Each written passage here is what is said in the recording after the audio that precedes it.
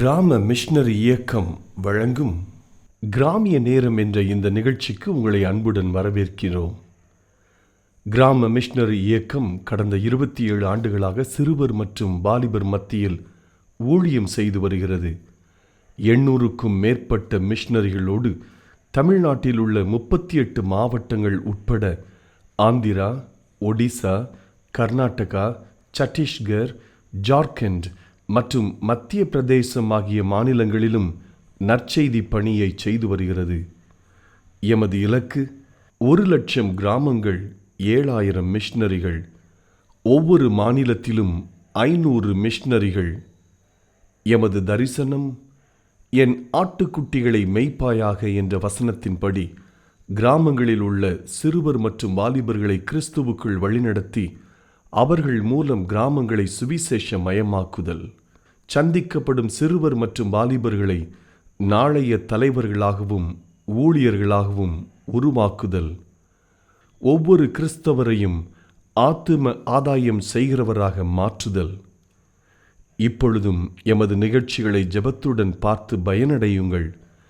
செயல்படும் கிறிஸ்தவர்களாக தேவனுக்கு உங்களை அர்ப்பணிப்பது உறுதி. உங்ககிட்ட ஒரு நிமிஷம் பேசலாமா? ரொம்ப சோர்வோட களைப்போட பாஸ்டரை பார்க்க வந்தான் ஜான்.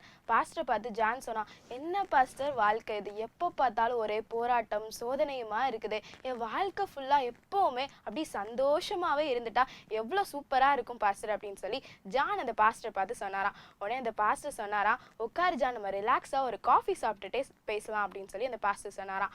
உடனே அந்த பாஸ்டர் கிச்சனுக்குள்ளே போயிட்டு ஒரு ட்ரேல 3 கப்பை எடுத்துட்டு வந்து ஜான் கிட்ட நீட்டினாராம். உடனே அதை பார்த்து ஜான் கேட்டான், என்ன பாஸ்டர் இது, ஒரு கப்பில் ஜீனி, ஒரு கப்பில் காஃபி பவுடர், இன்னொரு கப்பில் பால்னு இப்படி தனித்தனியாக கொண்டு வந்திருக்கீங்க, எல்லாத்தையும் கலந்தாதானே நான் காஃபி குடிக்க முடியும் அப்படின்னு சொல்லி ஜான் அந்த பாஸ்டரை பார்த்து சொன்னாராம். உடனே ஜான் கிட்ட அந்த பாஸ்டர் சொன்னாராம், இதே போல தான் ஜான், நம்மளுடைய வாழ்க்கையிலே சரி, சோர்வுகள், சந்தோஷங்கள், பிரச்சனைகள்னு எல்லாம் கலந்தது தான் வாழ்க்கை. உன்னோட வாழ்க்கையில எப்போல்லாம் உனக்கு போராட்டங்கள் வருதோ அப்பெல்லாம் நீ முழங்கால் படிட்டு ஏசப்பாவை நோக்கி, ஏசப்பா இந்த போராட்டங்கள்ல இருந்து வெளிவரதுக்கு எனக்கு பலனை தாங்கன்னு அவரை நோக்கி கேளு. உன்னோட வாழ்க்கையில எப்பெல்லாம் சந்தோஷங்கள் வருதோ அப்பெல்லாம் நீ முழங்கால் படிட்டு ஏசப்பாவை நோக்கி நன்றி சொல்லு அப்படின்னு சொல்லி அந்த பாஸ்டர் சொன்னாராம். என்னங்க, இதை கேட்டுக்கொண்டு இருக்க நீங்களும் இனிமேல் உங்க வாழ்க்கையில பிரச்சனையா இருந்தானே சந்தோஷமா இருந்தானே எல்லாத்தையும் ஃபேஸ் பண்ண நீங்க ரெடி தானே? போலையா, ஹோம்ஒர்க் நிறைய கொடுத்துருக்காங்க, அக்கா செய்யல, மிஸ் அடிப்பாங்க, நான் ஸ்கூலுக்கு போல. அப்படியாக்கா? சரி, நம்ம 2 பேரும் டீச்சர் ஸ்டூடெண்ட் சொல்லலாமா? சரிக்கா, நீ போயிட்டு கிளாஸ்க்குள்ள வா. Coming miss. Yes coming. Homework பண்ணிட்டு வந்தியா? ஹோம்ஒர்க் பண்ணல மிஸ். ஹோம்ஒர்க் ஏன் பண்ணல மிஸ்? ஹோம்ஒர்க் நிறைய இருந்துச்சு மிஸ், அதனால பண்ணிட்டு வரேன் மிஸ். உனக்கு பனிஷ்மெண்ட் கையணிட்டு மிஸ். ஹோம்ஒர்க் நிறைய தானே தந்தாங்க, நீங்க செய்யல தானே, அதனால மிஸ் அடிப்பாங்க தானே, ஸ்கூலுக்கு போல. அக்கா, இந்த விளையாட்டுல மட்டும் நீங்க அடிக்க வாடிங்க. சாரி பாப்பா, அக்கா மன்னிச்சுக்கோ. பார்த்தீங்களா, எங்க மிஸ் எனக்கு செய்யக்கூடாதுன்னு நினைச்சேன்னா நான் அந்த பாப்பாவுக்கு செய்யறேன். நம்மளுக்கு எது நல்லது யோசிக்கிறோமோ அதைத்தான் நம்ம மற்றவங்களுக்கு செய்யணும். இதைத்தான் ஏசப்பா பைபிள்ல உன்னை போல் மற்றவங்களை நேசி அப்படின்னு சொல்லியிருக்காரு. இதுதான் ஏசப்பாவுக்கு ரொம்ப பிடிக்கும். ஓகே, பாய் குட்டீஸ். இயேசுவின் செல்லங்கள். சிங்காரமாக நின்றிடுவேன், புயலில் வந்தாலும் கூலாக நான் நின்றிடுவேன். சிங்கக்கவிலே என்னை போட்டாலும் சிங்காரமாக நின்றிடுவேன், புயலில் வந்தாலும் கூலாக நான் நின்றிடுவேன். தனியில் தேவன் என்னோடு உண்டு, தனியில் தேவன் உன்னோடு உண்டு, தனியில் தேவன் என்னோடு உண்டு, தனியில் தேவன் உன்னோடு உண்டு.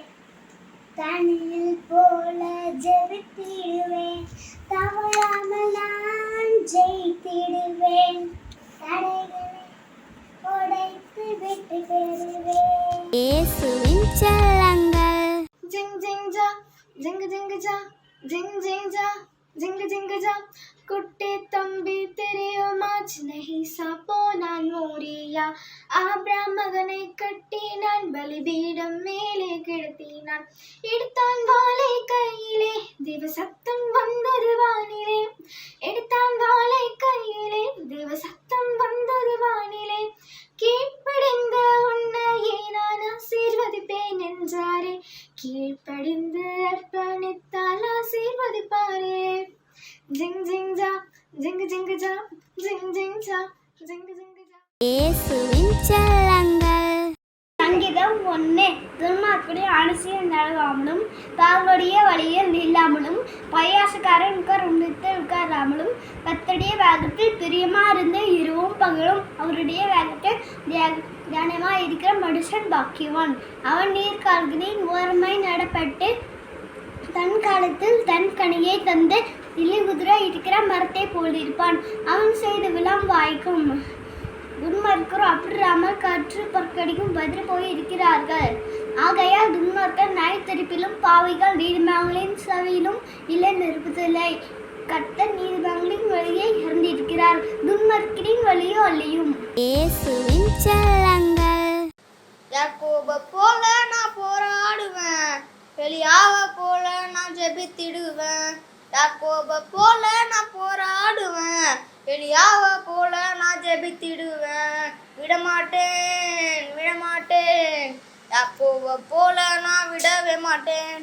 விடமாட்டேன் விடமாட்டேன், யாக்கோபை போல நான் விடவே மாட்டேன். யாக்கோபை போல நான் போராடுவேன், எலியாவை போல நான் ஜெபித்திடுவேன். யாக்கோபை போல நான் போராடுவேன், எலியாவை போல நான் ஜெபித்திடுவேன்.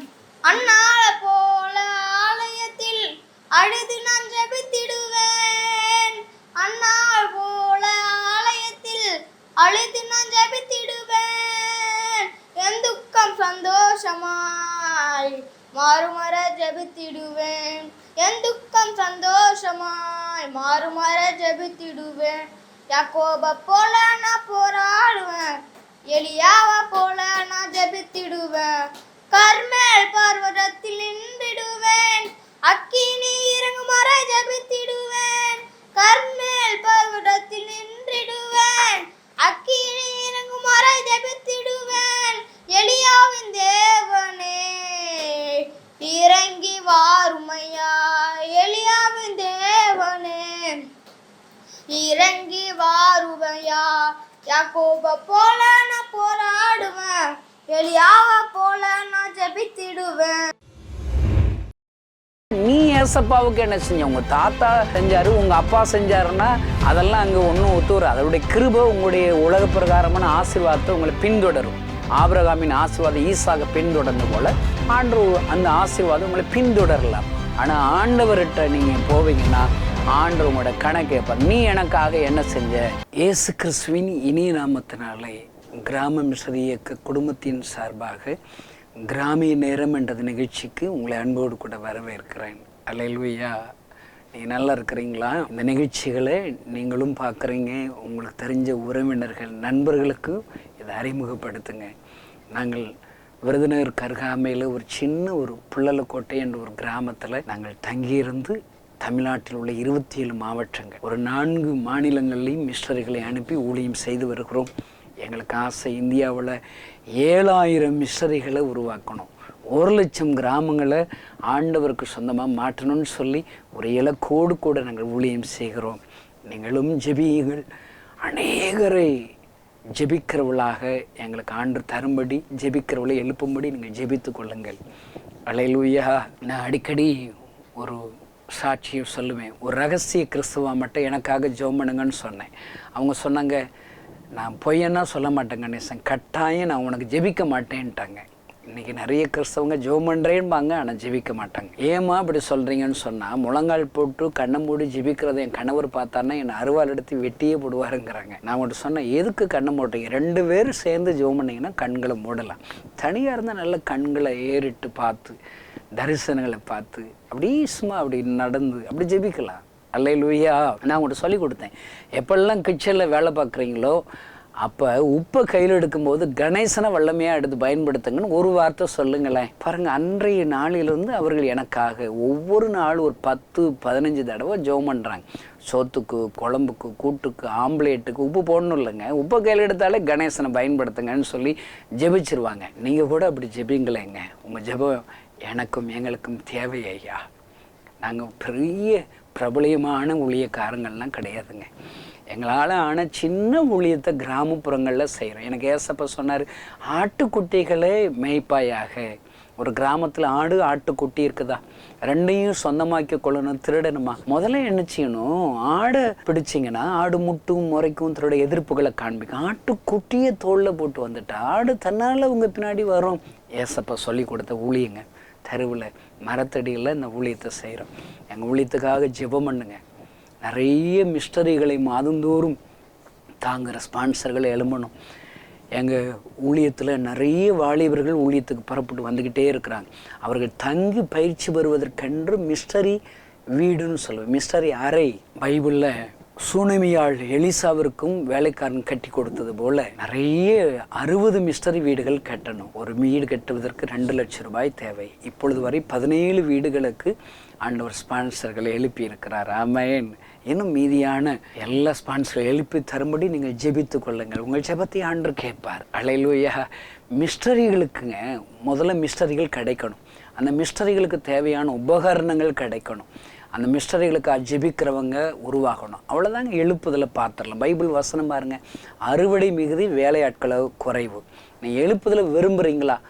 ஊழியக்காரர்கள் உருவாகணும்னு சொல்லி நீங்கள் ஜெபிக்கணும். இன்றைக்கு இருக்கிற சபைகளெல்லாம் ஊழியக்காரங்களை உருவாக்குறத விட்டுட்டாங்க. பாருங்கள், எத்தனை இன்ஜினியரிங் காலேஜ் இருக்குது, அநேக விதமான கோர்சஸ்க்கு கூட நிறைய ஸ்கூல்ஸ் இருக்குது. பைபிள் காலேஜ் இல்லவே இல்லை. பாருங்கள், அதற்கான சிந்தனை யார்கிட்டையுமே இல்லை. சாதாரண ஒரு கிரிக்கெட் டீம், 15 பேர் கொண்ட கிரிக்கெட் டீம் உருவாக்குவதற்கு எவ்வளவு அந்த கிரிக்கெட் வாரியம் ட்ரை பண்ணுறாங்க.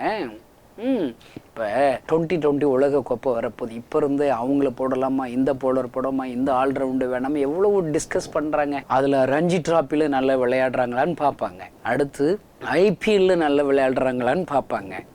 அடுத்து கிழக்கு மண்டலம், மேற்கு மண்டலம், வடக்கு மண்டலம், தெற்கு மண்டலம் பிரித்து விளையாட வைப்பாங்க. இதெல்லாம் நல்லா விளையாடுறவங்களான்னு பார்த்து தான் அந்த 15 பேரை செலக்ட் பண்ணுறாங்க. இதில் பாருங்கள், 19 வயதுக்கு உட்பட்ட டீம் இருக்குது. அந்த லீடர்ஸ் உருவாக்குறதுக்கு எவ்வளோ ட்ரை பண்ணுறாங்க. நான் சொல்கிறேங்க, இன்றைக்கி இருக்கிற சபைகளோ கிறிஸ்தவங்களோ நல்ல ஊழியக்காரங்களை உருவாகிறதுக்கு நம்ம ஏதாவது செய்யணுங்க.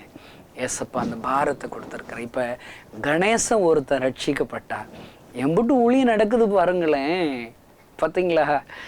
ஒரு கணேசன் போதாதுங்க, ஒரு மோகன்சி லாசரஸ் போதாது, ஆயிரக்கணக்கான ஊழியக்காரர்கள் உருவாக வேண்டும் ஐயா. நீங்கள் அதற்கன்று நீங்கள் ஜெபம் பண்ணுங்க. அதற்கன்று இன்னும் காணிக்கைகளை கொடுங்க. கர்த்தர் உங்களை ஆசீர்வதிப்பார், உங்களை பயன்படுத்துவார். ஆமென். இப்போ ஒரு ஆண்டுடைய வார்த்தைக்கு நேராக கடந்து செல்ல போகிறோம்.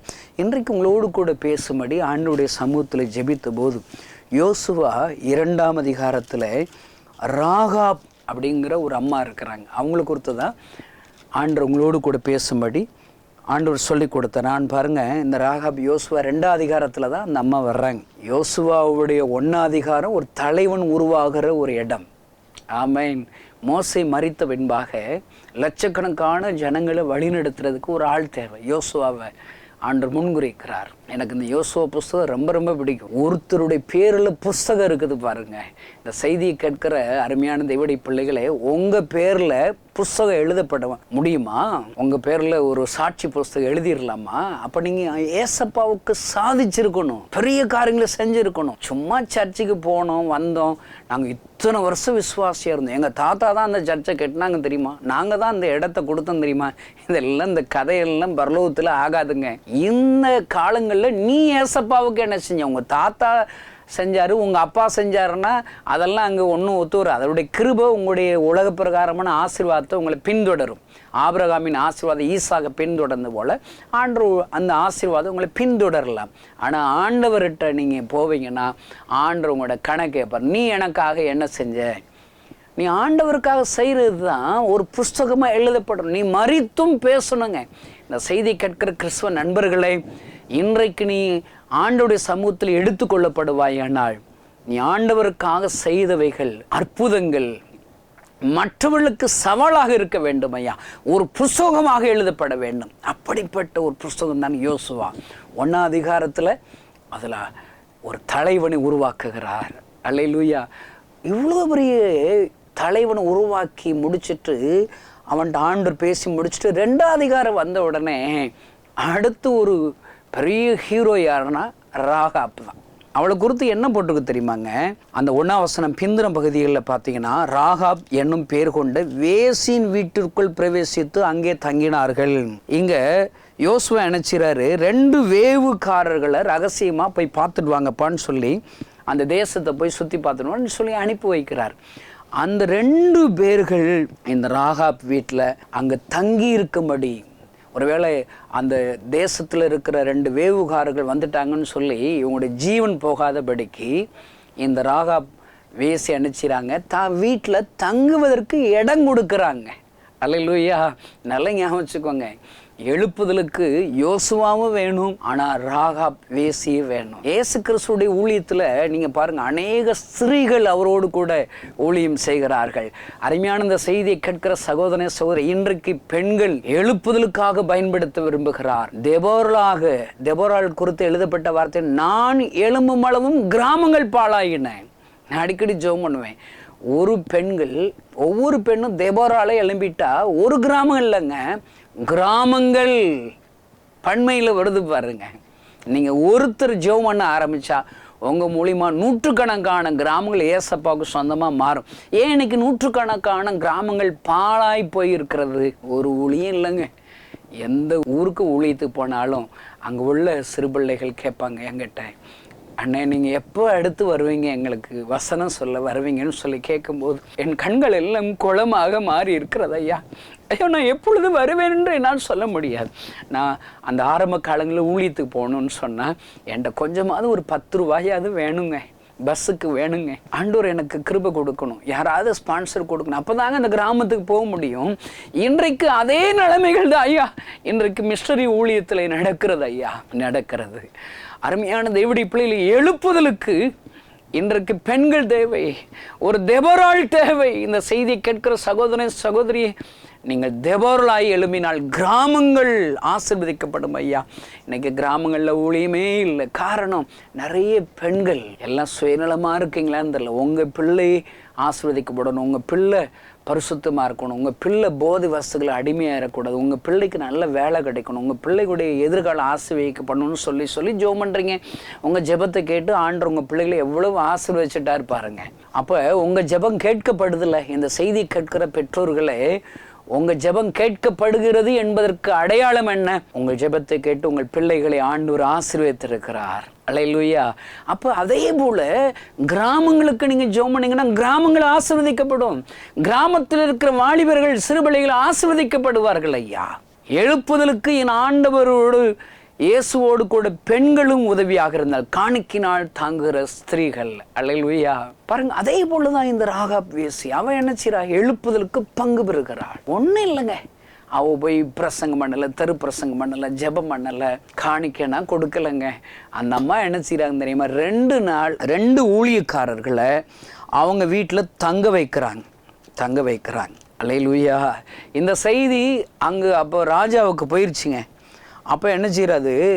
அங்கே ஆள் அனுப்புகிறார், ராகாப்புக்கு ஆள் அனுப்புகிறார், வீட்டுக்கு ஆள் அனுப்புகிறார் அந்த ராஜா. அல்லேலூயா. அப்போ அந்த ஸ்திரீ என்ன செய்கிறாங்க? அந்த 2 பேர்களை தப்பு வைப்பதற்கு உதவி செய்கிறார்கள். பாருங்க, 4ஆம் வசனத்தில் அந்த ஸ்திரீ அவ 2 மனுஷரையும் கொண்டு போய் அவர்களை ஒளித்து வைத்து, மெய்தான் என்னிடத்தில் மனுஷர் வந்திருந்தார்கள், ஆனாலும் அவர்கள் எவ்விடத்தாரோ எனக்கு தெரியாது. வாசலை அடைக்கும் நேரத்தில் இருட்டு வேளையிலே அந்த மனுஷர் புறப்பட்டு போய்விட்டார்கள். பார்த்தீங்களா? அந்த 2 ஊழியக்காரங்க தங்குறதுக்கு, அந்த கொலை செய்யாதபடிக்கு அவங்க ஜீவன் தப்பு வைப்பதற்கு இந்த அம்மா உதவி செய்கிறாங்க. அவ்வளோதாங்க செஞ்ச உதவி. அல்லேலூயா. தங்குறதுக்கு இடம் கொடுக்குறாங்க, அவ்வளவுதாங்க. ஆண்டவர் அவளுக்கு என்ன தெரியுமா அற்புதம் செய்கிறார் பார்த்தீங்கன்னா? அல்லேலூயா.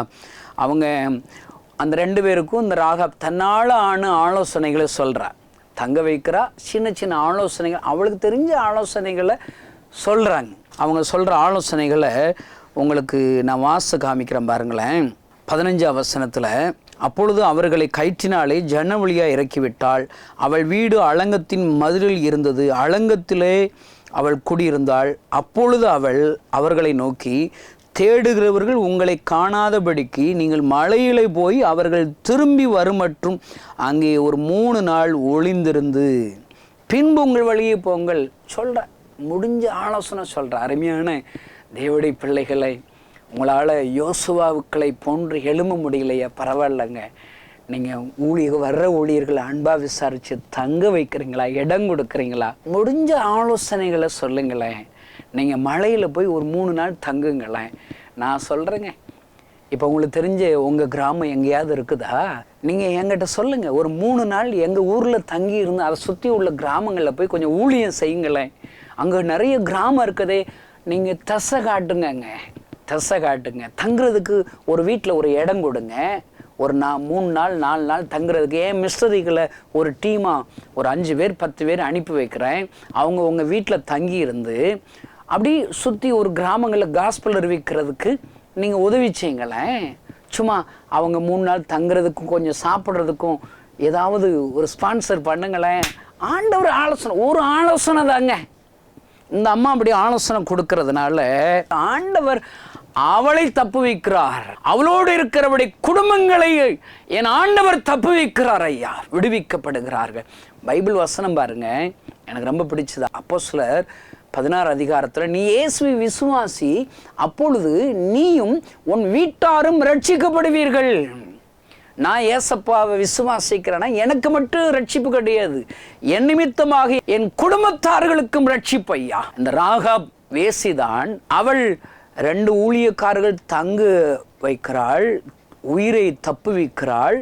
சின்ன ஆலோசனை கொடுக்கறதுனாலே அவள் நிமித்தமாக அவருடைய வீட்டார்களுக்கும் ரட்சிப்பையா. பாருங்க 17வது வசனத்துல, யோசுவா 2:17, அப்பொழுது அந்த மனுஷர் அவளை நோக்கி, இதோ நாங்கள் தேசத்திற்குள் பிரவேசிக்கும் போது நீ இந்த சிவப்பு நூல் கயிற்றை எங்களை இறக்கிவிட்ட ஜன்னலிலே கட்டி உன் தகப்பனையும் உன் தாயையும் உன் சகோதரர்களையும் உன் தகப்பன் குடும்பத்தார் அனைவரையும் உன்னிடத்தில் உன் வீட்டில் சேர்த்துக்கொள். அல்லேலூயா. ஒன்றும் இல்லை, என்னை தப்பு வீட்டில் சென்னையிலேருந்து இறக்கி விட்டால் அங்கே ஒரு சிவப்பு நூலை கட்டி வச்சிருப்பா. அதனால் உங்கள் அப்பா அம்மா சகோதர சகோதரி வீட்டார்கள் தகப்பன் வீட்டார் எல்லாருக்கும் விடுதலை, ரட்சிப்பு, அவங்க உயிர் காக்கப்படும் என்று பெரிய ஒரு வாக்குத்தத்தம் அது கொடுக்கப்படுகிறது. அல்லேலூயா. அருமையானது விட எத்தனை அன்புள்ள ஆண்டவர் ஐயா. இன்னைக்கு அந்த ராகாப் எழுப்புதலுக்கு தன்னால் என்றை பங்கை கொடுத்தது போல நீங்க ஏன் தீர்மானம் செய்யக்கூடாது? அல்லேலூயா. பாருங்க, நான் அடிக்கடி ஒரு சாட்சி என்னுடைய வாழ்க்கையிலே ஆண்டவர் செய்ததை நான் பகிர்ந்து கொள்வேன். நான் அந்த ஆரம்ப காலங்களில் எனக்கு சாப்பிட்றதுக்கு சாப்பாடு கிடைக்காது. ஆனால் எனக்கு தெரிந்த ஒரு ஐயா, பாண்டியன் அப்படின்னு ஒரு ஐயா இருக்கிறாங்க. அவங்க பஸ் ஸ்டாண்டு முன்னுக்கு ஒரு ஹோட்டல் வச்சுருந்தாங்க. பாருங்க, வாரத்தில் ஒரு நாள் அங்கே நான் சாப்பிட போவேன். அவங்க காசு வாங்க மாட்டாங்க. ஆனால் எப்படா அந்த நாள் வரும்னு காத்துக்கிட்டே இருப்பேன். ஏன்னா நமக்கு தான் வாழைப்பழத்தை பார்த்தா எச்சி உரிமைங்க. ஒருத்தருவா இருந்தால் ஒரு வாழைப்பழம் வாங்கி பசி ஆறிடுமேன்னு சொல்லி அப்படியே உட்காந்து கிடப்பேன்.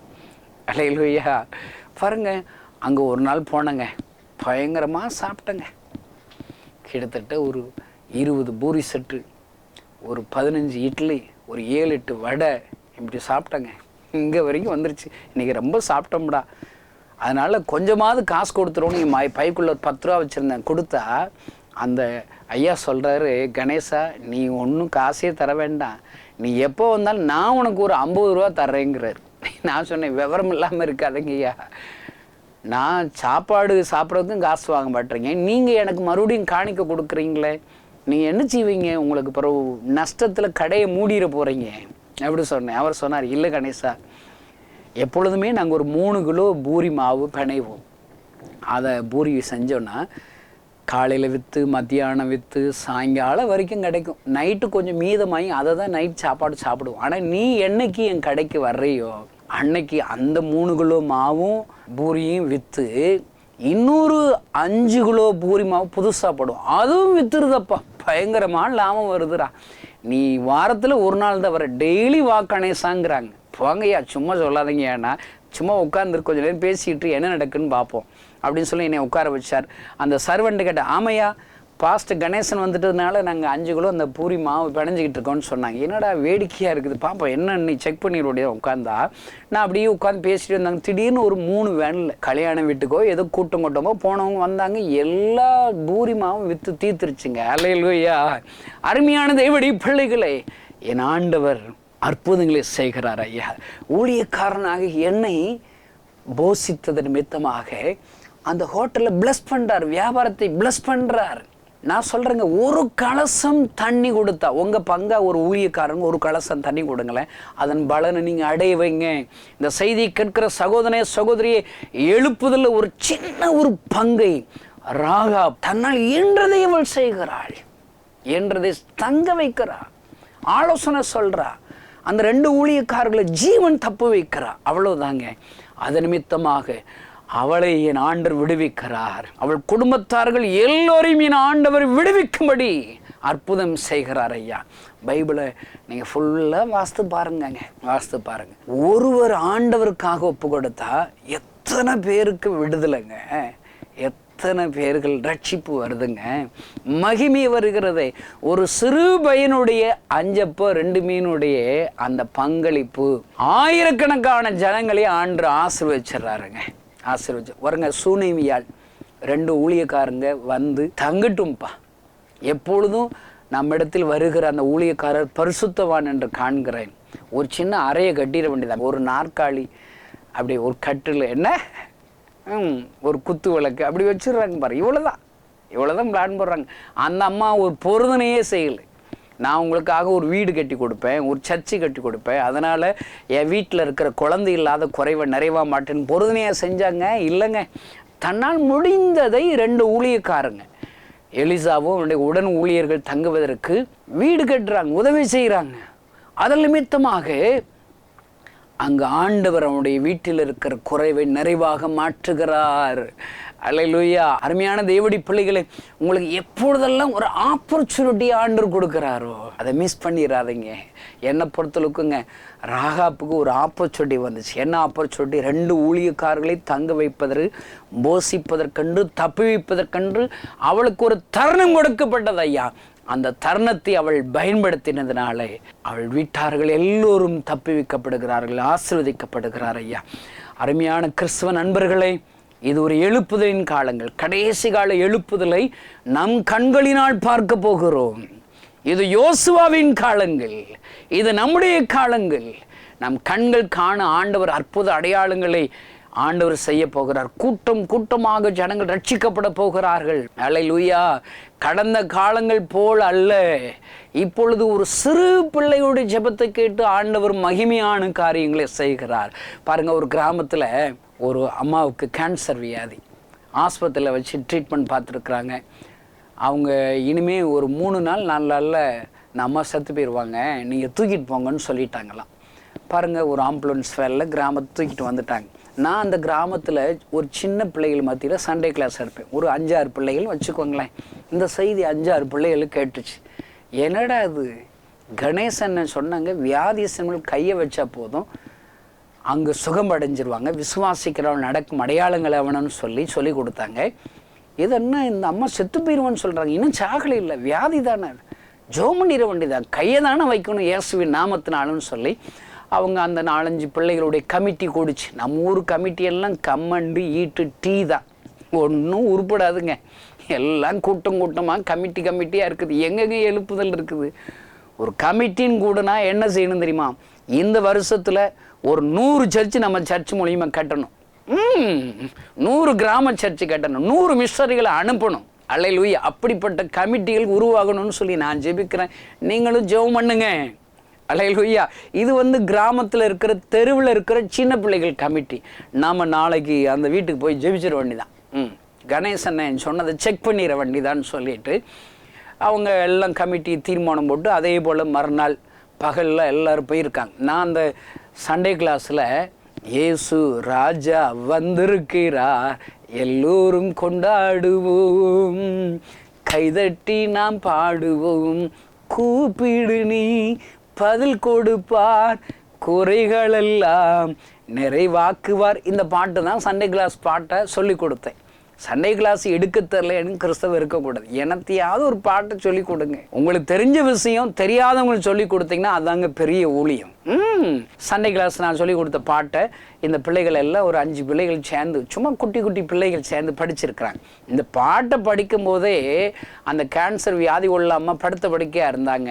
வியாதின்னு தான் நினைச்சோம், அது திடீர்னு பார்த்தா பிசாசு ஆடுதான், பயங்கரமா ஆடுதான். இவங்களுக்கு சந்தோஷம். எடை என் நாமத்தினாலே பிசாசுகளை இது அடையாளம் விடா, கணேசன் சொல்லி கொடுத்து அடையாளம் விடா. அவங்க டான்ஸ் ஆடி இருக்காங்க, டண்டனக்குன்னு ஆடி எல்லாரும் சேர்ந்து கையை வச்சுட்டாங்க. ஒருத்தர் கை வச்சா வியாதி சுகமாயிருங்க. இப்போ அந்த பொடுசுகளை ஒரு 5 பேர் சேர்ந்து போய் கை வச்சா வியாதி தாங்குமாங்க? நான் சொல்கிறேங்க, ஆண்டவர் அவள் கேன்சர் வியாதியின் பிடியிலிருந்து எழும்பி நடக்க செய்தார் ஐயா. அல்லேலூயா. அருமையான தேவனுடைய பிள்ளைகளை, எழுப்புதலில் ஒரு பங்கு இருக்கிறது. ராகாப் வேசிக்கு ஒரு பங்கு இருக்கிறது போல இந்த செய்தி கேட்கிற சகோதர சகோதரி உன்னுடைய பங்கு இருக்கிறது. ஏன் இன்னைக்கு எழுப்புதல்ல ஓம் பங்கை சரியா செய்யலைங்க? இவன் ஆட்டுக்கு சபைகளை குறை சொல்லிட்டு தெரியாது, பாஸ்டர் சரியில்லை, அதான் புதுசு ஆத்துமாக்கள் வரவே இல்லைன்ட்டு யாரையாவது குறை சொல்லிட்டு தெரியாது. ஓம் பங்கு நீ சரியா செலுத்தலை. இன்னைக்கு உனக்கு ஒரு ஆப்பர்ச்சுனிட்டி ஏசப்பா கொடுக்கிறார். ராகாப் வேசிக்கு கொடுத்த ஒரு ஆப்பர்ச்சுனிட்டி ஆண்டவர் உங்களுக்கு கொடுக்கிறார். உங்களால் இன்னைக்கு என்ன செய்ய முடியுமோ? அல்லேலூயா. 2 ஊழியக்காரர்கள் தங்குவதற்கு தப்பி வைப்பதற்கு ராகாப் வேசி உதவி செய்கிறாள். ஒரு சில ஆலோசனை சொல்லுகிறாள். ஆண்டவர் அவர்களே ஆசீர்வதிக்கிறேன். நான் சொல்கிறேங்க, சுயநலத்துக்காகனாலும் நீங்களும் உங்கள் பிள்ளைகள் உங்கள் குடும்பம் ஆசீர்வதிக்கப்படும் ஒரு சுயநலத்துக்காகனாலும் ஒரு 2 ஊழியக்காரர்களை நீங்கள் தாங்குங்களேன், 2 மிஸ்டரிகளுக்கு காணிக்க கொடுங்களேன். உங்களுக்கு என்னங்க முடியும்? ஒரு பொருதனை பண்ணி ஆண்டவர் கையில் ஒப்பு கொடுங்களேன். நான் சொல்கிறேங்க, எல்லா கிறிஸ்தவங்களுக்கும் சொல்ல வேண்டிய செய்தி ஆண்ட இருக்குதுங்க. என்ன செய்திருமா? ஏசப்பா கண்ணீரை நீங்கள் துடைச்சிங்கன்னா அவர் உங்கள் கண்ணீரை துடைப்பார். நான் ஏன் 25 வருஷத்துக்கு முன்னாடி ஊழியத்துக்கு ஒப்பு கொடுத்தேன்னு நினைக்கிறீங்க?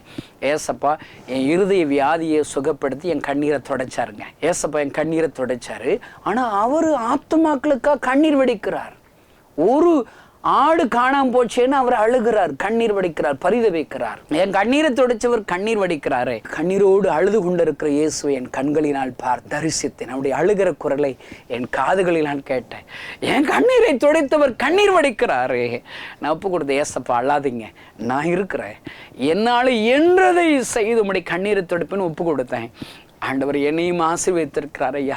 என் மூலியமாக சுமார் 800 மிஷனரிகளை ஆண்டவர் உருவாக்கி இருக்கிறார். ஆயிரக்கணக்கான கிராமங்களை சுவிசேஷத்தை அறிவிப்பதற்கு எழுப்புதல ஒரு பங்கை எனக்கு கொடுத்திருக்கிறாரே. அருமையான சகோதரனை, ஏசப்பா உங்க கண்ணீரை துடைச்சார்ல, அவர் கண்ணீரை துடைப்பதற்கு ராகாப் வேசி போன்று உங்களால் என்றதை செய்வீர்களானால் உங்கள் வீட்டில் உள்ள சிறையிருப்புகள் மாறும், குறைவுகள் மாறும். உங்கள் நிமித்தமாக உங்கள் வீட்டார்கள் தப்பு வைக்கப்படுவார்கள் ஐயா. கண்களை மூடி நாம் ஜெபிப்போமா? பரலோகத்தில் இருக்கிற எங்கள் அன்பு தகப்பனை, இந்த செய்தியை கேட்கிற ஒவ்வொருவருக்காக நான் ஜெபிக்கிறேன். எழுப்புதலுக்கு இவர்களுக்குரிய பங்கை செலுத்தும்படி இப்பொழுது யாரெல்லாம் ஒப்பு கொடுக்கிறார்களோ, உடன்படிக்கை பண்ணுகிறார்களோ, அதன் நிமித்தமாக அவருடைய குடும்பத்தார்களை ஆசீர்வதிப்பீராக. ராகாப் வேசியுடைய பங்களிப்பின் நிமித்தமாக அவருடைய வீட்டார்கள் ஒவ்வொருவரையும் விடுவித்தது போல, ஜீவன் தப்புவித்தது போல, ஆண்டவரே இப்பொழுது யாரெல்லாம் உம்மோடு கூட உடன்படிக்கை பண்ணுகிறார்களோ, பொருதனை பண்ணுகிறார்களோ, அவர்கள் மீது உம்முடைய வல்லமை வரட்டும். அவர்கள் எதிர்பார்க்கிற விடுதலை வரட்டும், சுகம் வரட்டும், ஒரு அற்புதம் நடப்பதாக, வேலை கிடைப்பதாக, குழந்தை பாக்கி உண்டாவதாக. உம்முடைய ஊழியக்காரனாய் நான் ஆசீர்வதிக்கிறேன். பெரிய காரியங்கள் நிச்சயம் இயேசுவின் நாமத்தினால் பிதாவே, ஆமென். இந்த செய்தி நிச்சயமாக உங்களை செயல்பட தூண்டிருக்கும் என விசுவாசிக்கிறோம். நீங்களும் எங்களோடு இணைந்து தேவனுக்காக ஏதாவது செய்ய விரும்புகிறீர்களா? கீழ்கண்ட எங்களது ஊழிய திட்டத்திற்காக ஜெபிக்க முன்வரலாமே. தமிழ்நாடு மற்றும் பிற மாநிலங்களிலும் ஆலயம் கட்ட தேவையாய் உள்ள 1000 கிராமங்களில் இடம் வாங்கி ஆலயம் கட்டப்பட ரூபாய் 5 லட்சமோ அல்லது அதில் ஒரு பகுதியோ கொடுத்து ஆலயம் கட்டி கொடுப்போர் எழும்ப ஜெபியுங்கள். சூனேமியால் எலிசாவுக்கு ஒரு அறை வீட்டை கட்டி கொடுத்தது போல புதிய மிஷனரிகள் தங்கி பயிற்சி எடுப்பதற்கு ரூபாய் 2 லட்சம் கொடுத்து ஒரு மிஷனரி வீட்டை கட்டி கொடுப்போர் எழும்ப ஜெபியுங்கள். நாம் சந்திக்கும் வாலிபர்கள் மற்றும் ஆரம்ப விசுவாசிகளை கிறிஸ்துவுக்குள் வளரச் செய்ய ரூபாய் 300 கொடுத்து முழு வேதாகமும் வாங்கி கொடுப்போர் எழும்ப ஜெபியுங்கள். நாம் பணி செய்யும் 8 மாநிலங்களிலும் உள்ள 880 மிஷனரிகளை மாதந்தோறும் ரூபாய் 10,000 கொடுத்தோ அல்லது இயன்ற காணிக்கையை கொடுத்தோ தாங்குவோர் எழும்ப ஜெபியுங்கள். தமிழ்நாடு மற்றும் பிற மாநிலங்களிலும் துரிதமாக சுவிசேஷம் அறிவிக்கவும் பின்தொடர் பணிக்காகவும் சுவிசேஷ வாகனங்கள் வாங்கி கொடுப்போர் எழும்ப ஜெபியுங்கள். தங்கள் வாலிப மற்றும் சிறு பிள்ளைகள் ரட்சிக்கப்பட, அபிஷேகிக்கப்பட மற்றும் இயேசுவுக்கு சாட்சியுள்ள பிள்ளைகளாக வளர கண்மணி பிள்ளைகள் இயேசுவுக்காக திட்டத்தில் தங்கள் பிள்ளைகளை இணைக்கிற பெற்றோர்கள் எழும்ப ஜெபியுங்கள். இந்தியா முழுவதிலும் இன்னும் துரிதமாக நம் மிஷனரி பணிகள் நடக்க மாதந்தோறும் அல்லது வருடத்திற்கு ஒரு முறையாவது ரூபாய் 1000 கொடுத்து எழுப்புதல் விரும்பும் பங்காளர் திட்டத்தில் இணைகிற அநேகர் எழும்ப ஜெபியுங்கள்.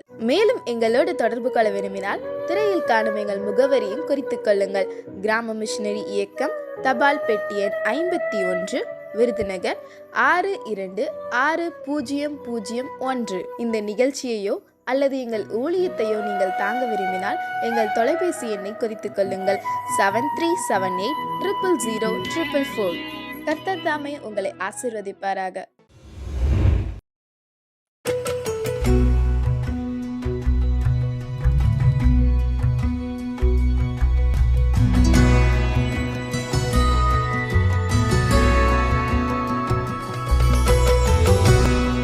இயேசு கிறிஸ்துவின் நாமத்தில் அன்பின் வாழ்த்துக்கள். உங்க முன்னாடி என்னை சாட்சியா நிறுத்தின தேவாதி தேவனே நான் துதிக்கிறேன். என்னோட பேர் ஜீவா. நான் ராம்நாத் டிஸ்ட்ரிக்ட்ல ஒரு சின்ன கிராமத்துல பிறந்து வளர்ந்தேன். நான் சின்ன வயது குழந்தையா இருக்கும்போது ரொம்ப ஆஸ்துமா வியாதினால பாதிக்கப்பட்டேன். அப்ப ஆஸ்பத்திரியில போய் சேர்த்து எப்படியாவது சரியாக்கிடணும்னு சொல்லி அம்மா அப்பா ரொம்ப பிரயாசப்பட்டாங்க. ஆனா டாக்டர் சொல்லிட்டாங்க, அவ்வளோதான் இந்த பிள்ளை இனிமே பிழைக்காது, நீங்க தூக்கிட்டு போயிருங்கம்மா, நான் கொடுக்க வேண்டிய மருந்தெல்லாம் கொடுத்துட்டேன் அப்படின்னு சொல்லிட்டாரு. அப்ப டாக்டரே சொல்லிட்டாருல பிள்ளை இறந்துரும் அப்படின்னு சொல்லின்னு அப்பா பாத்திர கடையில போய் ஒரு தூக்குவாளி வாங்கி இந்த பிள்ளையோட பேரை நான் ஞாபகார்த்தமா அந்த தூக்குவாளியில எழுதிக்கிறேன் அப்படின்னு சொல்லிட்டு பாத்திர கடையில அப்பா தூக்குவாளி வாங்குறதுக்காக போயிட்டாங்க. அம்மா சொல்லி ஜெபம் பண்ணாங்களா, ஏசப்பா இந்த பிள்ளைய நீங்க உயிரோட கொடுத்தீங்க அப்படின்னா நான் உங்க ஊழியத்துக்காகவே தந்துடுறேன் ஏசப்பா அப்படின்னு சொல்லி ஜெபம் பண்ணாங்க. கொஞ்சம் கொஞ்சமா நல்ல நிலைமைக்கு வந்துட்டேன். திரும்பவுமா எப்பவும் போல எனக்கு டஸ்ட் அலர்ஜி, தூறல் விழுந்தா சேராது, அடுத்தடுத்து எனக்கு வீசிங் வந்துகிட்டே இருந்தது. ஆனா ஏசப்பா எனக்கு உயிரை கொடுத்துருக்காங்க. ஆஸ்துமா வியாதினால நான் ஸ்கூல்ல படிக்கிற நாட்கள் எல்லாம் ரொம்ப கஷ்டப்பட்டிருக்கேன். கொஞ்ச தூரம் கூட நடக்க முடியாது. ஈஸியா எல்லா பிள்ளைங்க கூட சேர்ந்துனால விளையாட கூட முடியாது. 9th எல்லாம் படிக்கும் போது ஏசப்பாட்ட அழுதுருக்கேன், ஏசப்பா எனக்கு இந்த வியாதிக்கு பதிலா எனக்கு வேற வியாதியாவது மாத்தித்தாங்க ஏசப்பா, என்னால தூங்க கூட முடியலையே ஏசப்பா அப்படின்னு சொல்லி நான் ரொம்ப அழுதுருக்கேன். வீசிங் ப்ராப்ளத்துல கஷ்டப்பட்ட நிறைய பேருக்கு தெரியும், அது தூங்க கூட முடியாது. மாத்திரை போட்டா கூட கிசு கிசுன்னு இழைச்சிட்டே உட்கார்ந்துதான் இருக்க முடியும். அந்த மாதிரி நான் ரொம்ப 18 வருஷமா கஷ்டப்பட்டிருக்கேன். இது ஒரு பக்கம் இருந்தாலும் ஒவ்வொரு தடவை கஷ்டப்பட்டாலும் ஏசப்பா என்னை ஜீவனோட பாதுகாத்து வந்தாங்க. ஆனா நான் பாரம்பரிய கிறிஸ்தவ குடும்பத்துல பிறந்ததுனால ஆலயத்துக்கு போகணும், காணிக்கை கொடுக்கணும், நமக்கு ஏதாவது தேவைன்னா ஏசப்பாட்ட ஜெபம் பண்ணணும், நமக்கு தந்துருவாங்க. இதுதான் என்னோட கிறிஸ்டியன் லைஃப். ஏசப்பாக்கு ஏதாவது செய்யணும் அப்படிங்கறது எதுவுமே தெரியாதுங்க. இந்த மாதிரி சூழ்நிலையில தான் நான் ஒரு கன்வென்ஷன் மீட்டிங்ல நான் அட்டன் பண்ணேன். அப்பதான் அபிஷேகனா என்ன, நம்ம அபிஷேகம் பெற்றுக்கொள்ளணும், நம்ம பாவம் எல்லாம் மன்னிக்கப்படணும் அப்படிங்கிற செய்தியை நான் தெரிஞ்சுக்கிட்டேன். அப்ப நான் சின்ன வயதுல செஞ்ச சேட்டைகள், ஏமாத்துனது, இந்த மாதிரி செஞ்ச பாவங்கள் எல்லாம் எனக்கு ஞாபகத்துக்கு வர ஆரம்பிச்சது. ஏசப்பா நான் இப்படி எல்லாம் நான் சின்ன வயசுல பாவம் செஞ்சிருக்கேனே, என்னை மன்னிக்க மாட்டீங்களா, என்னை மன்னிச்சிருங்க ஏசப்பா, என்னை உங்க பிள்ளையா மாத்திருங்க, எனக்கும் அந்த அபிஷேகம் வேணும் அப்படின்னு சொல்லி நான் ஜெபிக்க ஆரம்பிச்சேன். ஏசப்பா அந்த கூட்டத்துல எனக்கு அபிஷேகத்தை கொடுத்தாங்க.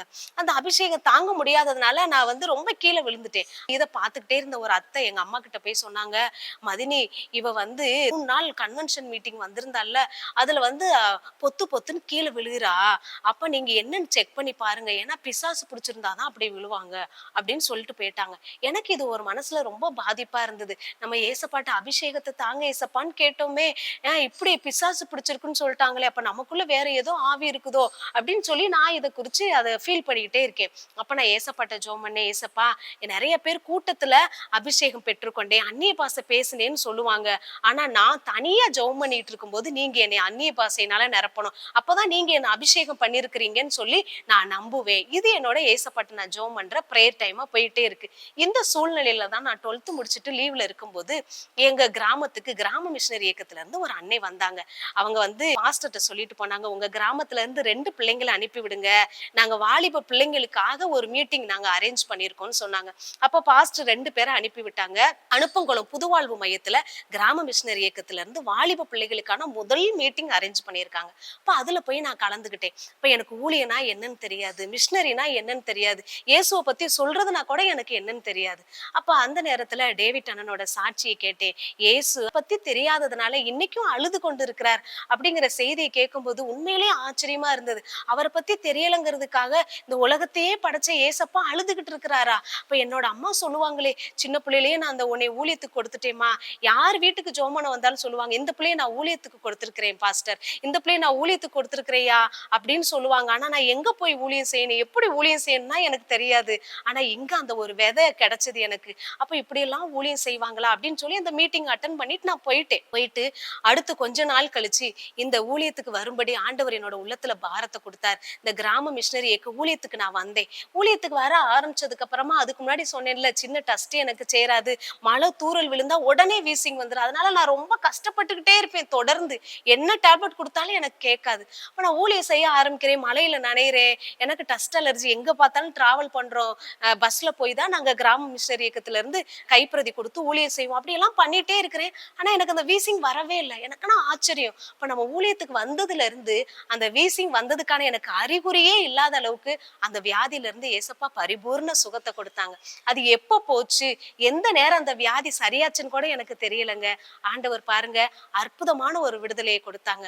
அன்னைக்கு டாக்டர் சொன்னாரு இந்த பிள்ளை இறந்துரும்னு. நான் எங்க அப்பா அதை நம்பி பாத்திர கடையில போய் பேர் எழுதினாங்க. ஆனா என்னுடைய பரம தகப்பன் அன்னைக்கே எழுதி வச்சுட்டாரு, இந்த பிள்ளை எனக்காக ஊழியம் செய்யணும். இன்னைக்கு கூட நீங்க நினைச்சிட்டு இருக்கலாம், என் பிள்ளைய நான் ஊழியத்துக்கு இப்படிதான் ஒப்பு கொடுத்தேன், ஊழியத்துக்கு எப்படி அனுப்புன்னு தெரியலன்னு. நீங்க வாலிபர்கள் நினைச்சிட்டு இருக்கலாம், நான் ஊழியத்துக்கு ஏசப்பாவுக்கு என்ன கொடுத்திருக்கிறேன், எங்க போய் ஊழியம் செய்யணும்னு எனக்கு தெரியலன்னு.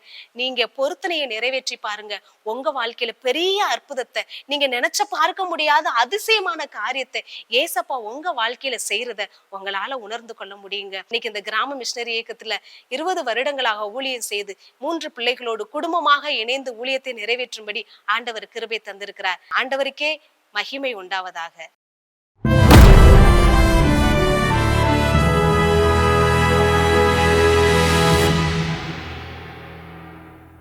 ஒரு விஷயத்தை புதுசாக கேட்கும்போது ஆச்சரியமாக இருக்கும். அதே ஆச்சரியமான விஷயத்தை திரும்ப திரும்ப யோசிக்கும் போது அது அப்படியே ஒரு ஃபெமிலியாரிட்டி, தெரிஞ்சது தானே, இது தெரிஞ்சது தானே அப்படிங்கிற மாதிரி நமக்கு சில நேரங்கள் மைண்ட் செட் ஆயிரும்ல. ஓகே, இங்கே இந்த 2வது அதிகாரம் மத்தேயுவில் எழுதப்பட்ட சம்பவம், சாஸ்திரிகள் வருவது, இயேசு கிறிஸ்துவை வணங்குவது, இதெல்லாம் ஒருவேளை கிறிஸ்மஸ் காலங்களில் ஒரு நாடகமாக இதெல்லாம் நம்ம அடிக்கடி பார்க்கக்கூடிய ஒரு சம்பவம், ரைட்டா? இப்படிப்பட்ட தெரிஞ்ச சம்பவங்கள் பைபிளில் வரும்போது இன்னும் ஜெபத்தோடு வாசிக்கணும். ஏன் ஜெபத்தோடு வாசிக்கணும்னு சொல்கிறேன், ரொம்ப தெரிஞ்ச பகுதி, தெரிஞ்சது தானே. சாஸ்திரிகள் வருவாங்க, இயேசுவை பணிந்து கொள்ள, ரொம்ப ஃபெமிலியர் பேசேஜஸ். ஆனாலும் ஆண்டவர் இதில் இன்னும் என்ன வைத்திருக்கிறார் அப்படிங்கிற ஒரு ஜெபத்தோடு ஒவ்வொரு பகுதிகளையும் எப்போ என்ன செய்யணும், வாசிக்கணும்.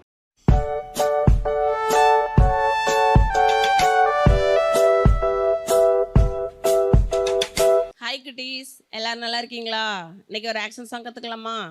ஏசப்பா ஒரு தடவை ரொம்ப பசியாக இருந்துச்சு, நடந்து போயிட்டு இருக்கும்போது ஒரு அத்தி மரத்தை பார்த்தாரு. அந்த அத்தி மரத்தில் கனியே இல்லாமல் போயிடுச்சு.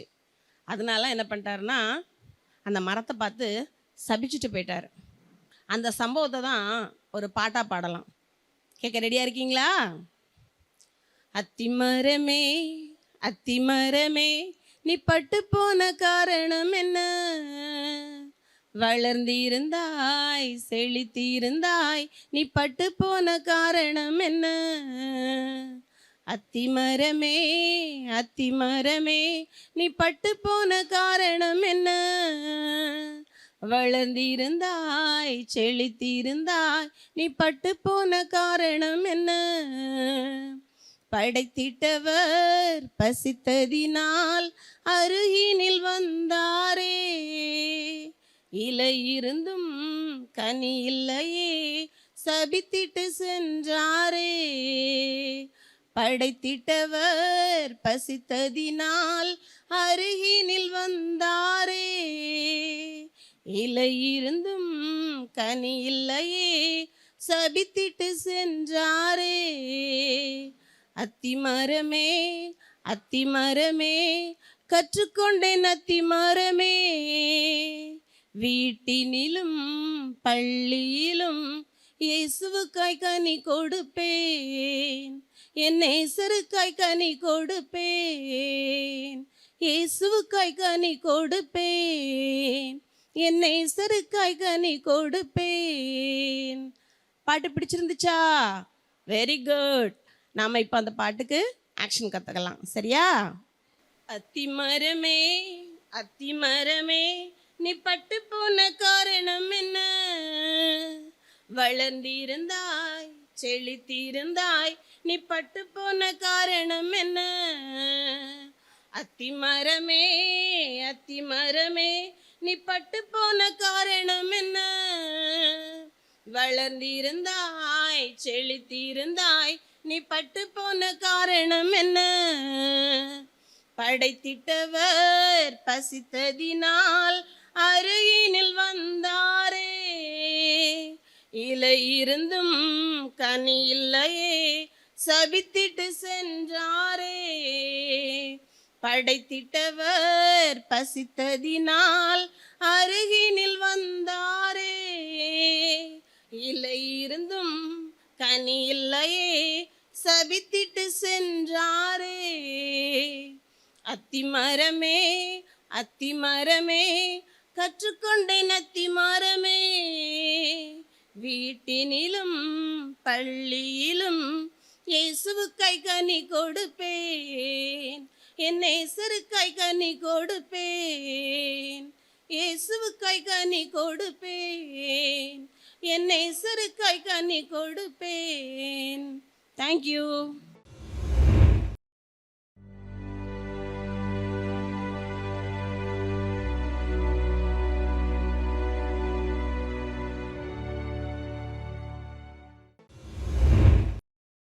ஆண்டவருடைய நல்ல நாமம் மகிமைப்படுவதாக. மிஷனரி வாழ்வில்ங்கிற பகுதியில் நம்ம இன்னைக்கு ஒரு மிஷனரி பற்றி பார்க்க போகிறோம். மிஷனருடைய பெயர் ஜான் தாமஸ். அயர்லாந்து தேசத்தில் பிறந்ததான ஜான் தாமஸ் 1807 நவம்பர் மாதத்தில் பிறக்கிறாங்க. இவங்க வழக்கறிஞர் தொழிலை செய்து கொண்டிருக்கும் போது மிஷனரியாக செல்ல வேண்டும் என்று ஆண்டவர் அழைப்பு கொடுக்கிறார். எனவே தான் செய்து வந்த வழக்கறிஞர் தொழிலை விட்டுவிட்டு முழுநேர மிஷனரியாக செல்வதற்கு தன்னை ஆயத்தப்படுத்தி மிஷனரியாக அர்ப்பணித்தார். இங்கிலாந்து தேசத்தில் அருள் பொழிவை பெற்றதான இவர் சென்னை வந்தார். சென்னை வந்து 6 மாதங்களில் தமிழ் மொழியை நன்றாக கற்றார். அதன் பின்பு 1837 மேரி டேவிஸ் என்கிற பெண்ணை திருமணம் செய்து கொண்டார். திருமணம் செய்து கொண்டு பின்பு குடும்பமாக மெய்ஞானபுரம் பகுதிக்கு நற்செய்தி அறிவிப்பதற்காக கடந்து வந்தார். மெய்ஞானபுரத்தில் பல அரிய காரியங்களை செய்து, மெய்ஞானபுரத்தில் மரங்களை நடுவது, அந்த பகுதியில் சுத்தம் செய்வது, இப்படி பல அரிதான காரியங்களை செய்து மெய்ஞானபுரத்தை அழகிய பூஞ்சோலையாக மாற்றினார்.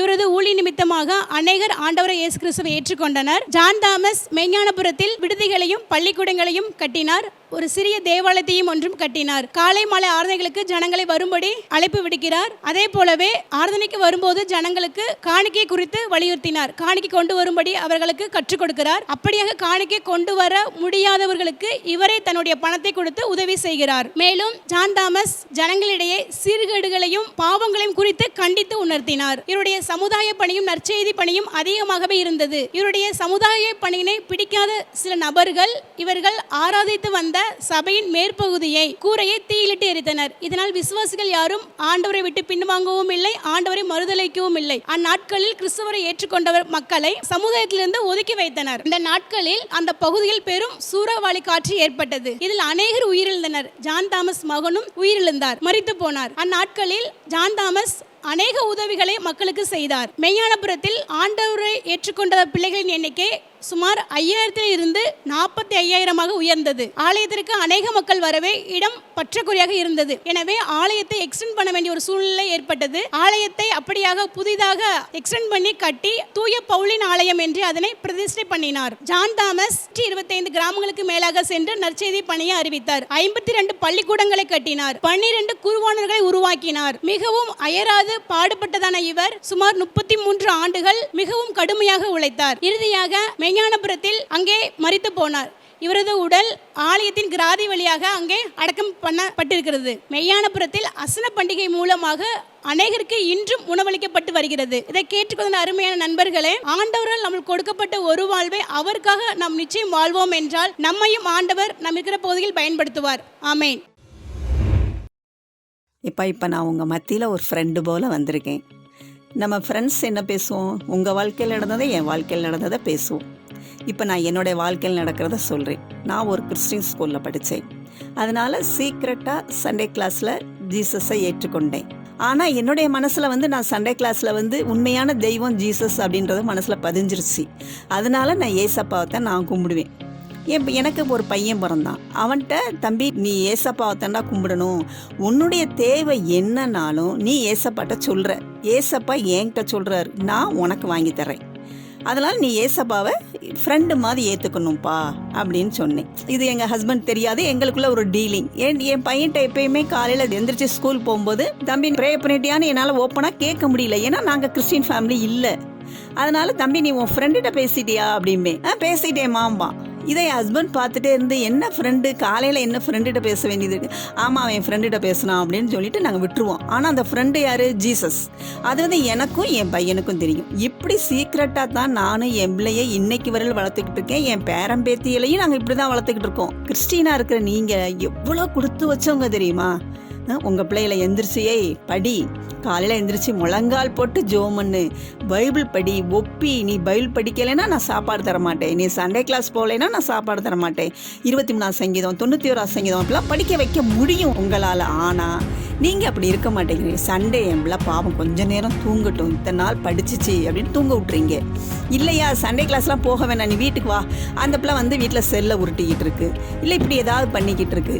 கடைசியில் அந்த குட்டி பிள்ளை மனசில் நம்ம நீங்கள் சண்டே கிளாஸ் அனுப்பாதனால நல்ல ஒழுக்கங்களும் பைபிளில் இருக்கிற சின்ன சின்ன நல்ல பழக்கங்களும் மனசில் பதியாதனால அது வாலிப பையனாகும்போது அது இஷ்டத்துக்கு நடக்குது, நம்ம கீழ்ப்படிய மாட்டேங்குது. உடனே நம்ம என்ன செய்கிறோம்? ஜெப குறிப்பெடுத்து எல்லா பாஸ்டருக்கும் கொடுக்குறோம், பாஸ்டர்கிட்ட போய் என் பையனுக்கா ஜோம் பண்ணுங்க அப்படி இப்படின்னு கெஞ்சிக்கிட்டு இருக்கோம். இது நமக்கு தேவையே இல்லை. நம்ம குட்டி பிள்ளையாக இருக்கும்போதே அந்த பையனுக்கு நீங்கள் ஏன்னா பைபிளில் போட்டிருக்கல, நீ படுத்திருந்தாலும் உட்கார்ந்தாலும் எந்திரிச்சாலும் நீ உன் பிள்ளைய போதிச்சு நடத்துன்னு போட்டிருக்கல. மொதல் டீச்சர் அஸ் அ பேரண்ட்ஸ் தான் நம்ம. அப்படிங்கும்போது எங்களுக்கெல்லாம் அந்த ஆப்பர்ச்சுனிட்டி கிடைக்கல. உண்மையாகவே நாங்கள் ரொம்ப ஃபீல் பண்ணுறோம். இப்போ நான் என் பேரம்பேத்தி எடுத்துட்டேன். என் பேத்திட்ட என்ன சொல்லுவேன்? 23 சங்கீதத்தை இப்போ உங்களுக்கு ஒரு சாட்சியாக சொல்கிறேன். 23 சங்கீதம் 91 சங்கீதத்தெல்லாம் நோட்டில் எழுதி எங்கள் பேத்தியாக கொடுப்பேன். அவள் படிக்கிற அந்த புக்குக்குள்ளே அந்த நோட்டை வச்சு மனப்பாடம் பண்ணுவாள். சண்டே என்ற ஒப்பியும்பேன், 2 வசனமாக ஒப்பிப்பா. நீங்கள் இப்படி செய்ய வேண்டிய அவசியமே இல்லை. அப்போ உங்கள் பிள்ளை படிக்கலைன்னா ஆண்டவர் ரொம்ப கணக்கேற்பார். அதனால் தயவுசெய்து சொல்கிறேன், பேரண்ட்ஸ் சர்ச்சில் நடக்கிற சண்டே கிளாஸ், வாலிபர் முகாம் எல்லாத்துக்கும் தயவுசெய்து அனுப்புங்க, கம்பல்சரியாக அனுப்புங்க. நீங்களும் வீட்டில் பைபிள் படிச்சியா, ஜோமனியா, கணக்கு படிச்சியா, இங்கிலீஷ் படிச்சியா, நீ அந்த படிப்புன்னு கேட்குறத விட அந்த பைபிள் படிச்சியா, இன்னைக்கு ஜோமன்னையா, அதே போல் மற்றவங்களுக்காக ஜோமன்னையா அப்படின்லாம் கேட்டு நீங்கள் பிள்ளையை ஊக்குவீங்க. ஏன்னா உங்களுக்கு இருக்கிற சந்தர்ப்பத்தை பயன்படுத்துங்க. எங்களுக்கெல்லாம் அந்த சந்தர்ப்பம் கிடைக்கல, எங்கள் பிள்ளைகளுக்கும் கிடைக்கல. ஆனால் எங்களால் நாங்கள் ஓரளவுக்கு ஆண்டவருக்குள்ளே இருக்கோம். நீங்களும் உங்கள் பிள்ளைகளை அப்படி கொண்டு வருவீங்கன்னு நினைக்கிறேன். கொண்டு வாங்க, அதுதான் ஆண்டவருக்கு பிரியமான காரியம். அவர் தான் சொல்லியிருக்காருல, சிறு பிள்ளைகளை என் இடத்துல கூட்டிகிட்டு வாங்கன்னு. அப்போ நம்ம சின்ன பிள்ளைகளை அங்கே தானே கூட்டிகிட்டு போகணும். அங்கே கொண்டு போய் நீங்கள் பார்த்துக்கோங்கன்னு விட்டுட்டோம்னா நம்ம ஹாப்பியாக இருக்கலாம்ல. நம்மையே அந்த பொறுப்பை சுமந்துக்கிட்டு இருக்கணும். அதெல்லாம் நீங்கள் அப்படியே செய்வீங்கன்னு நினைக்கிறேன். தேவனுக்காய் ஏதாவது ஒரு ஊழியம் செய்ய வேண்டும் என்று விரும்புகிற உங்களுக்கு ஓர் நற்செய்தி. நமது கெத்செமனே வளாகத்தில் ஊழியர் பயிற்சி முகாம் நாள் ஏப்ரல் 2 செவ்வாய்க்கிழமை காலை 10 மணி முதல் சனிக்கிழமை 6ஆம் தேதி மதியம் 2 மணி வரை ஊழியர் பயிற்சி நடைபெற உள்ளது. இடம் கெத்செமனே வளாகம், விருதுநகர். தேவ செய்தியாளர் சகோதரர் கே. டேவிட் கணேசன் அவர்கள். நீங்கள் பகுதி நேரமாகவோ முழு நேரமாகவோ ஊழியம் செய்து கொண்டிருக்கலாம், அல்லது ஊழியம் செய்யும் வாஞ்சியோடு இருக்கலாம். தேவனுக்காய் செயல்பட வாஞ்சியோடு இருக்கும் யார் வேண்டுமானாலும் இந்த ஊழியர் பயிற்சியில் கலந்து கொள்ளலாம். மேலும் விவரங்களை அறிய 9994480250 வாருங்கள், நாம் எல்லோரும் இணைந்து தேவனுடைய ராஜ்யத்தை கட்ட நம்மால் இயன்றதை செய்வோம்.